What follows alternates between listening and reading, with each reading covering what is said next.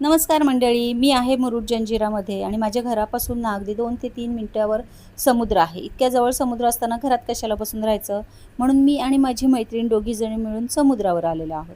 तर चला आता मी समुद्र दाखवते तुम्हाला. आता आपण आलेलो आहोत किनारपट्टीवर आणि समोर जो दिसतोय ना तो पद्मदुर्ग किल्ला आहे. आता थोडंसं मी आतमध्ये आलेले आहे पाण्यामध्ये. तशी पाण्याला बरीच ओहोटी लागलेली आहे, खूप आतमध्ये गेलेलं आहे पाणी. आणि जरा पावसाळी वातावरण असल्यामुळे समुद्रावर दुसरं कोणीच नाही आहे, आम्ही दोघीच आहोत आणि 2-4 घोडेवाले होते बस. इतर कोणी टुरिस्ट वगैरे कोणीच नव्हतं, अगदी मोकळा होता समुद्र.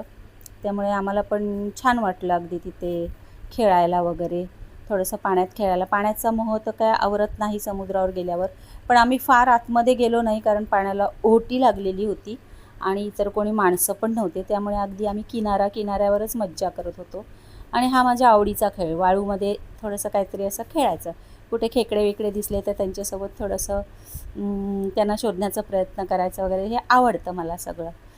तशी थोडं उशिराच गेले होते, त्याच्यामुळे लवकरच संध्याकाळ झाली होती, अंधार पडायला लागला होता.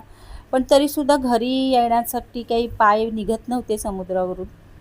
अजून थोडंसं करत बराच वेळ थांबलो आम्ही आणि मग शेवटी नावं वगैरे करून झाली आणि मग निघालो.